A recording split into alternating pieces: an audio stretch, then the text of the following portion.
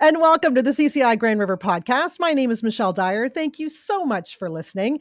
This is episode 13, and we are talking reserve fund studies. The Condominium Authority of Ontario describes the reserve fund as a special account separate from the condominium's operating fund, and it's used to pay for major repairs and replacements to the condominium's common elements. A portion of the owner's monthly common expenses fees is deposited into the reserve fund every month. The reserve fund is intended to ensure that the corporation has enough money to pay for future repairs. Okay, so that's the reserve fund. But what's a reserve fund study? Joining me today to hopefully provide some clarity to this is Jamie Poodry, VP and Money Guru at MF Property Management, and Henry Jansen, professional engineer with Criterium-Jansen Engineers. Both have done extensive work with reserve funds, and I want to thank you both for joining me today. Okay, so the CAO did a okay job explaining what the reserve fund is, but now can one of you please explain what the heck a reserve fund study is? You both can fight over who's going to do that. I will let Henry do that. Did you want to start, Jamie, or I don't mind to start? You can go ahead and explain maybe more of the technicalities of the reserve fund study. Right. So CAO is right. You're supposed to be saving money for future repairs, but it's a little more complicated than that. So a reserve fund study is a minimum of a 30-year maintenance plan, and it's put in place really to protect your real estate asset.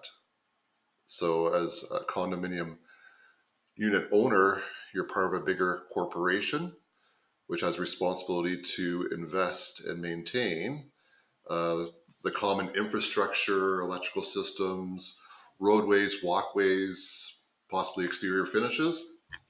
And so it's like a bank account. You're saving in a bank account so that you have money to pay for those repairs and maintain your real estate asset. How are those, you said common elements and you gave a few examples. So how are those determined? Did the engineer just say, hey, we're just gonna put a money in the account for a roof? Like, how did you figure that out? What goes into the study? Yes, well, it comes from your declaration should outline what the common elements, what the responsibilities are for the corporation to maintain. And from that, while it's not 100% prescriptive, I won't say exactly all the items that are required to be maintained by the corporation, but working with your property manager and your professionals such as your engineer, we can usually figure out a pretty clear picture on what you should be saving money for. You mentioned 30 years. Jamie, as the money guru, how do I plan for 30 years from now? Well, like Henry said, when we're working with a board, we would always advise them to rely on the role of the professionals. You know, we're not engineers, they're not engineers usually.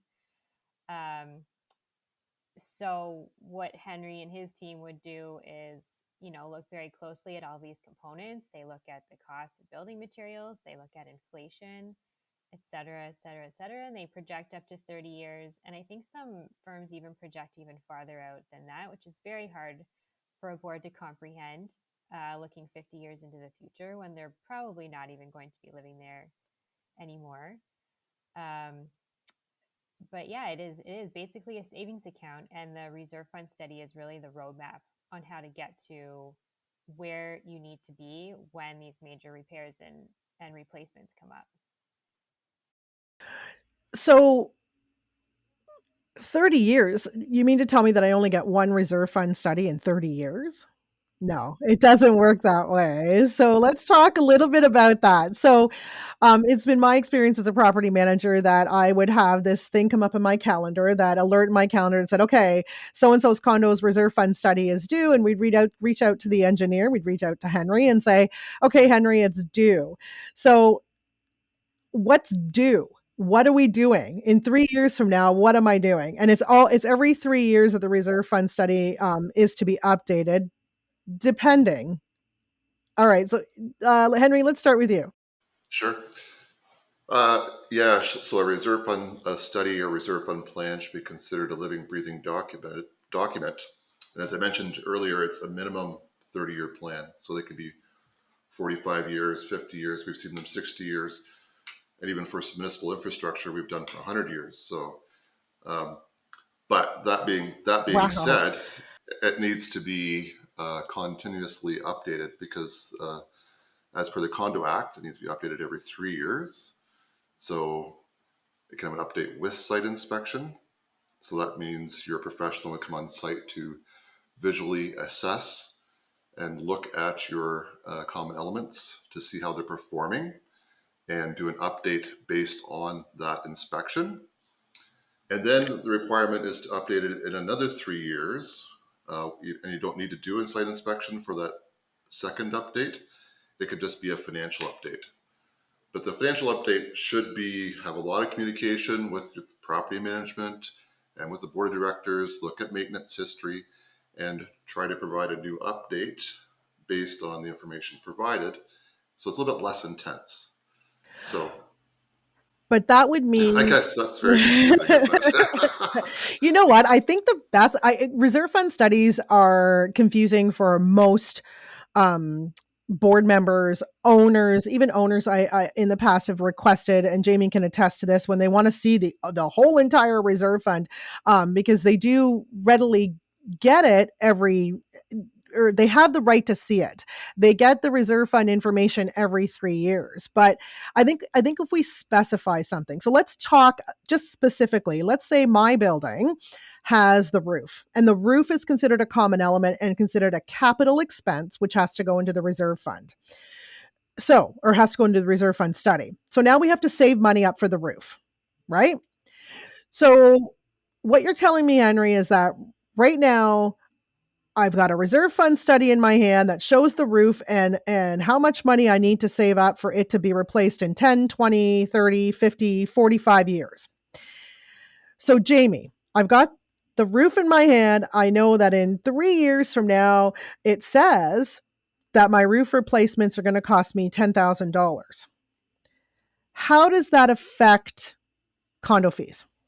That's a really good question. So the engineering team will come up with a contribution schedule, and they'll look at where you need to be, how much money you need for that roof in, like you said, 10, 20, 30 years. And they will, let you know, down to the dollar, how much you should be putting away each year in order to successfully pay for that roof replacement. Um, So I oh, was go going to ahead. say, like Henry said, though, it is a living, breathing document. You can't always expect to put it in to that dollar amount and have your roof replacement cost exactly $10,000. It is living and breathing, and things come up. Maybe it needs to be replaced sooner than projected, or maybe something else needs to be replaced sooner than projected, and so that's why you're mandated to do the studies every 3 years, so you can account for those adjustments and sort of recalibrate what you're doing. So that's a very good point, because so Henry had mentioned that you're going to have the engineer come out and they're going to look at the roof, and they've created a study based on that. 3 years from now, you're going to have the engineer do a financial update. Would you recommend that they come out and look at the roof again? Because to me, 3 years is a lot, or 6 years. It'll be 6 years before potentially they come out and take a look at that roof. Would you, Henry or Jamie, would you recommend that you do a site visit for concerns, or would you recommend they just do the financial update and cross your fingers and hope for the best? Well, from a property management perspective, if you have any component that is reaching the end of its life, we would always either suggest that they do an on-site study, maybe earlier than planned, even 1 or 2 years after the previous study, or even do sort of a more comprehensive study of that specific component outside of the reserve fund study, so that you can know those specifics before it's too late, basically. um, I'm sure Henry is more so. Yeah. I agree with that. So you can do a condition assessment of any building component, like a roof condition assessment, prior to a financial update to get a full picture. And a lot of condos that we work with. So if you're in tune with the condos who are your clients, you usually have a good handle of what's happening, and you can make that recommendation ahead of time, saying it's like, you know what, Hmm. we know we said the roof is going to need to be replaced in 10 years. This manufacturer, we found out that they'd used less quality material in the production of their Hmm. asphalt shingles, and we should take a closer look, and maybe we need to move that up. So it's really important to Yeah. be in tune with the buildings that you're helping people manage. The roof, and I use that as an example in this conversation because that seemed to always be the one that became issues in the condos that I managed was the roof was didn't last as long as the reserve fund study had indicated it would. Or in Terion, which is the builder's kind of insurance policy so that people can make sure that they have a quality uh, product on their buildings, the Terion indicated that the roof was less than stellar. So they replaced the roof, and that's always the roof's always been the biggest one I think for most condominiums because it's never those 25-year shingles don't exist anymore. And Henry, you can probably attest to that. So can Jamie. I'm sure she's had enough leaks to last a lifetime. But the roofs are not the only thing in that reserve. So this is what people need to understand most of all. It's like it's your common elements, your capital expenses or those big projects all encompassed into one. So you may not be paying for your roof for another 10 years, but your decks may be due in 5 years, or your fences may be due in 3 years, or your elevator modifications maybe need to be upgraded in 15 years. And all of that needs to be incorporated into that ginormous spreadsheet with those amounts that the engineer suggests based on expenses of today. So what about what happened in the last 2 years? What about the massive amounts of increase we're seeing in building supplies and just the supply chain itself has been a nightmare. So how do you how do you work towards that if your reserve fund isn't due for another 2 years? Should people be getting a new study based on the expenses or of today, or should we wait and play that out? Like, what's your suggestion? I understand that you can't say yay or nay to any of it, but what's the protocol, Jamie? What are property managers or boards thinking of doing at this point? We do have some boards already who have been doing their reserve fund studies earlier than called for because they know they have projects coming up that they've been preparing for, and now they're worried that they will be underfunded for them.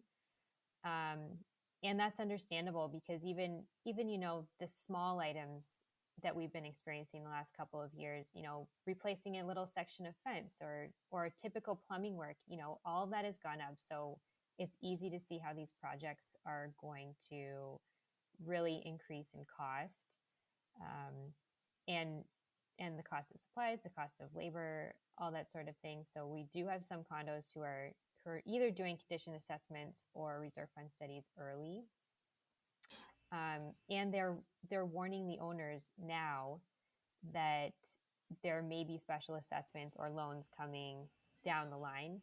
And for the most part, people have been understanding. Everybody knows that costs for everything have been going up, but they're trying to take a very proactive approach because I don't think this is something that might right itself a little bit, but it's not going to go back to pre-pandemic levels. And I'm sure Henry knows a lot more about the supply chain and all that. I know, Henry, do you agree with that? Do you see more and more boards kind of calling on you saying, hey, let's do a study or let's take a look at our study and see what's going on and how we adjust to these rising costs?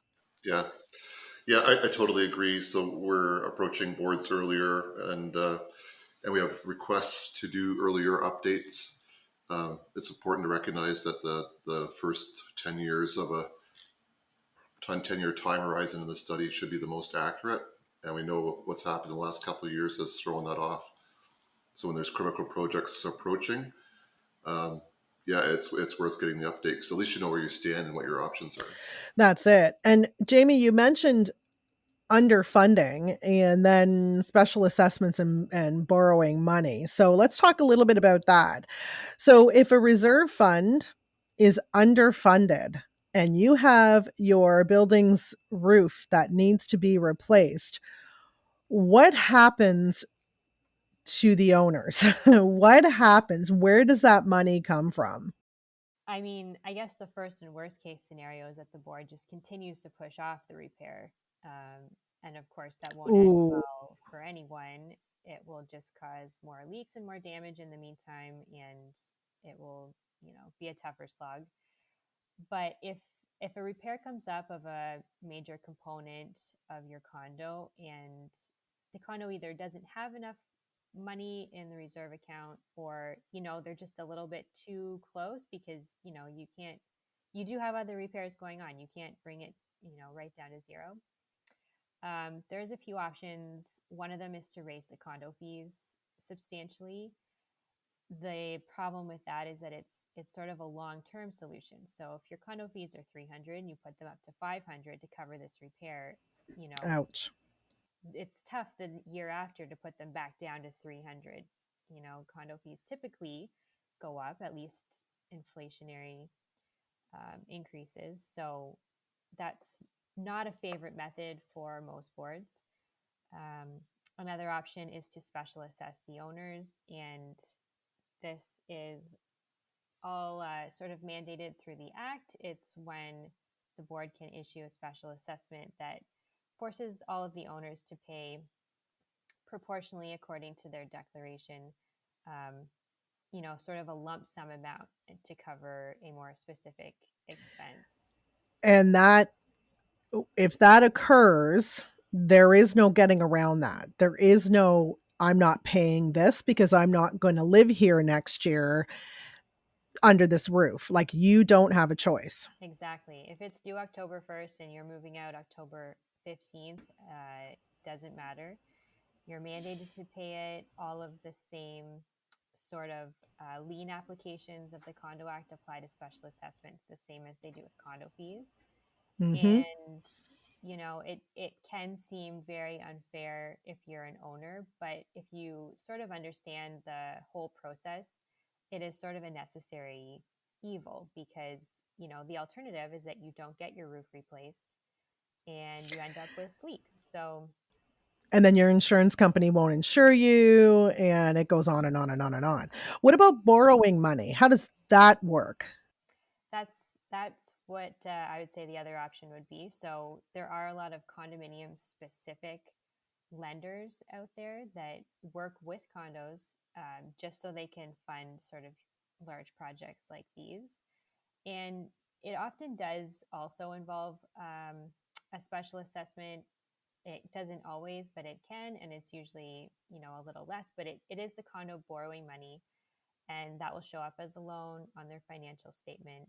And they do have to pass a bylaw in order to do the loan, which means getting approval of the bulk of the owners, not all of them, but most of them. Um, and that's, we recommend that, especially when there's sort of long term projects, that the owners are being informed about, 5 years in advance. 5 years from now, we're going to replace your windows. It's going to be a massive project. It's going to be spread over 3 years. Here's how we're going to fund it. And, it takes a lot of planning, but it's a great option if you're not going to have enough funds in reserve and you don't want to raise your condo fees by 300%. Got it. Henry, have you seen or been experienced any? Jamie had mentioned how people defer repairs. Have you seen? He giggles. I'm sure. Have you seen what happens when a repair of a massive or a major repair has been deferred? Have you experienced that? And then what ends up being the end result on your side, on the engineer side?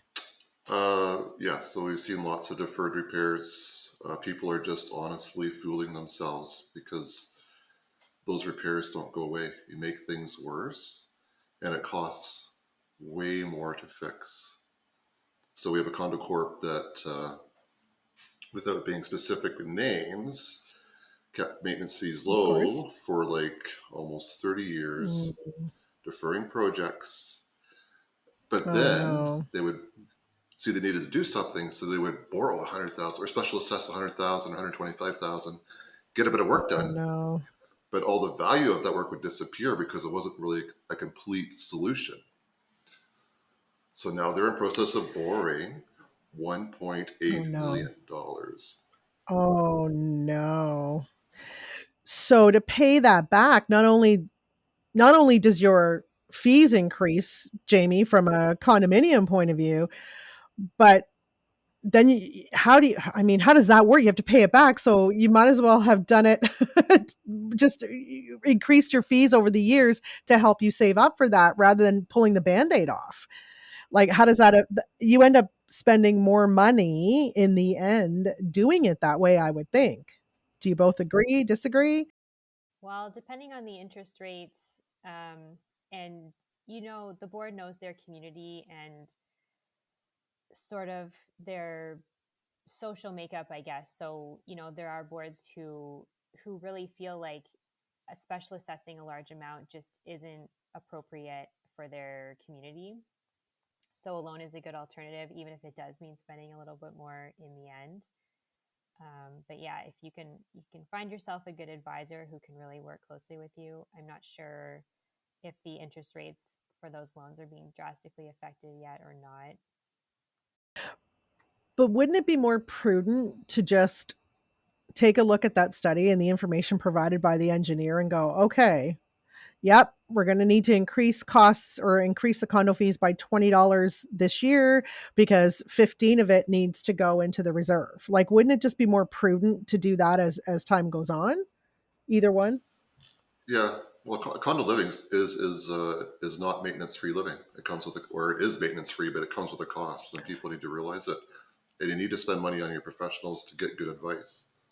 So we have lots of people that do engineer shopping to get the answer they want to hear.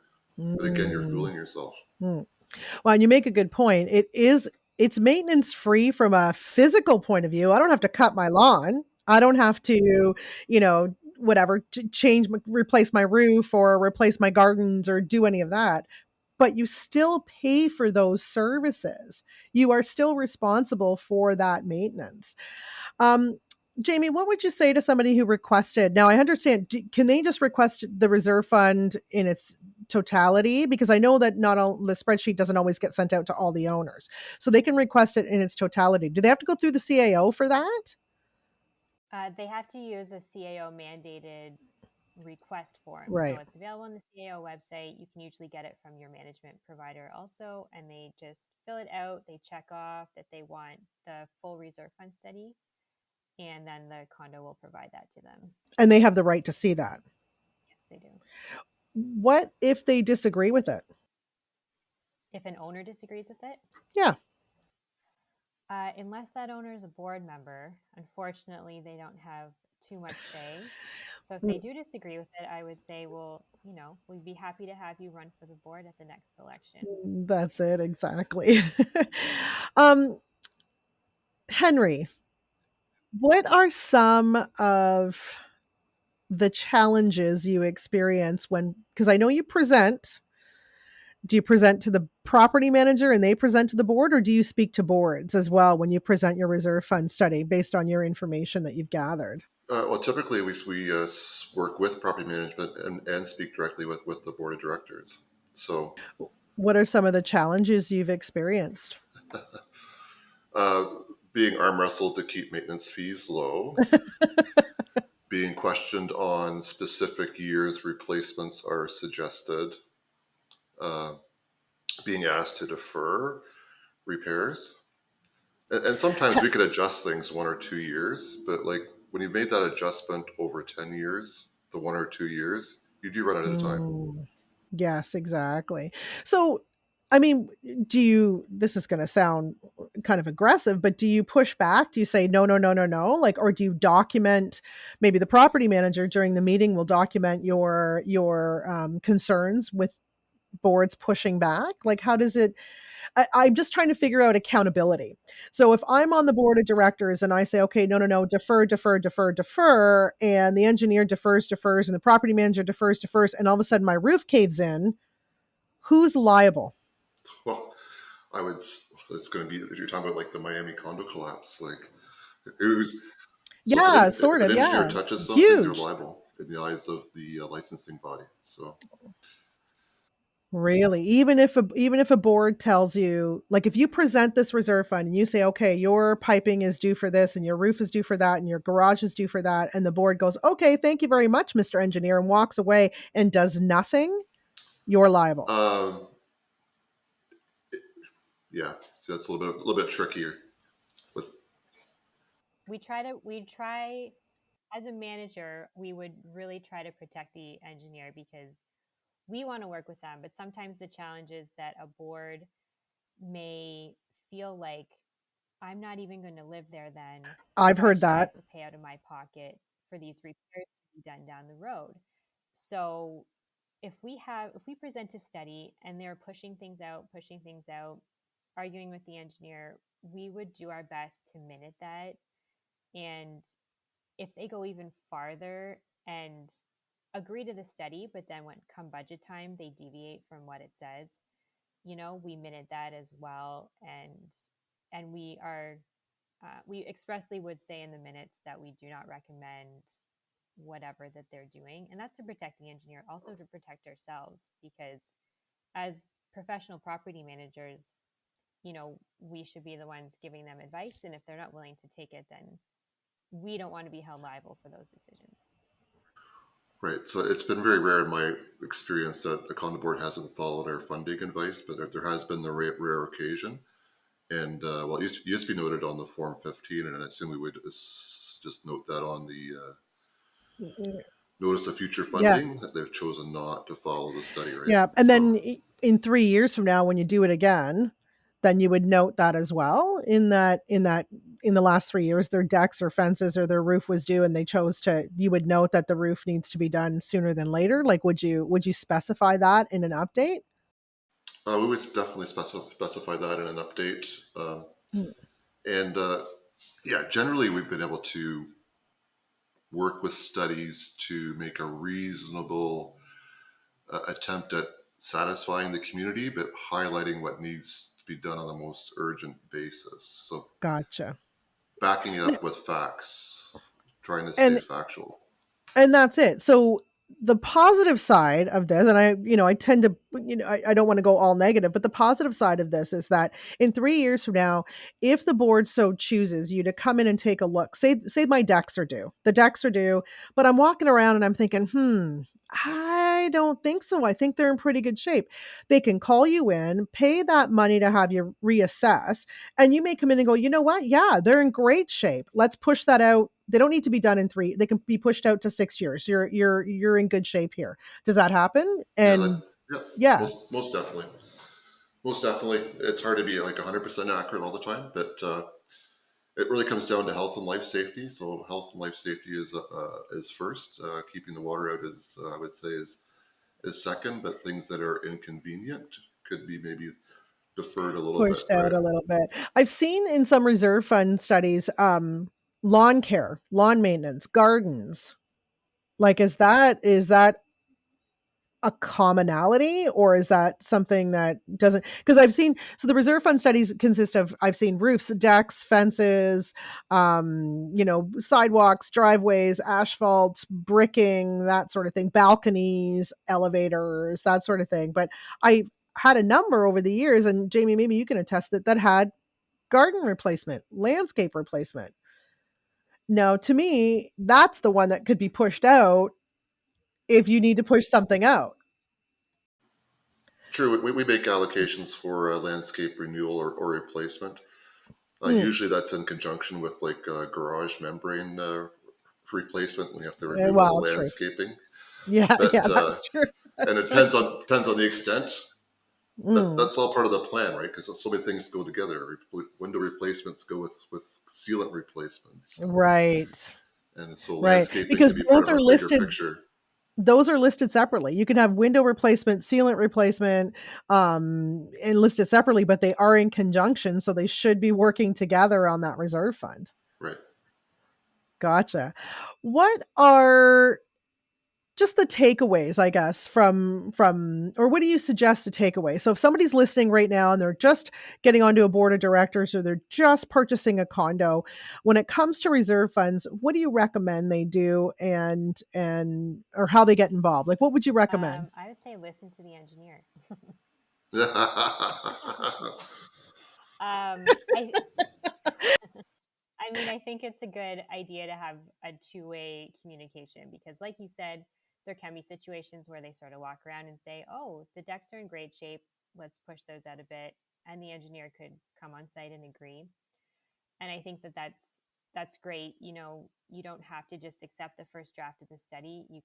You should actually look at it and know what you're looking at, know how to read it, understand what the numbers mean and what the study is for and how to explain it at the owners so that if it becomes a contentious issue at the AGM and the owners are wanting to know why their fees went up so much because of reserve fund contributions, you can actually explain it to them and explain that it's all, you know, to keep the community safe and to account for all these future repairs. So bottom line, though, is as a board member to protect yourself by following the advice of your professionals, because if you don't, you're setting yourself up to be liable for, you know, something like the tragedy in Surfside. Luckily, we haven't, you know, Mm. experienced that here in Ontario to that degree, but there have been past legal cases where the board has sort of blatantly gone against the engineer's recommendations and it has resulted in actual physical damage to the site. But we have in Canada, or sorry, in Ontario, we have some pretty specific rules and laws about some of the condo management and some of the condo things that go on that we don't see in the States. Like the reserve fund, the Condo Act tells us we have to have one. We don't have a choice. It has to be a separate account. It has to be something else. So there is a little bit more of a protection or a cushion, I guess, for lack of a better term. But Henry, what's your takeaway? What would you recommend to any board member, even owners that are listening to this and talk about reserve funds? Yeah, I think they should not be afraid to ask questions. So, and understand how the condominium operates and what's included in the reserve fund, and work at developing the relationship with their engineer. So the easiest thing for us to solve problems sometimes is just if they pick up the phone and give us a quick call, and we can answer that one or two questions. And then Very very simply, simply, yeah. the worst thing we have is we have boards that are afraid to talk to us, and then we come back to them in 3 years' time and they say the study is no good. And then you find out they didn't actually follow the study. Mm. They spent the money on all kinds of other things. And it's like, you know what, we're here.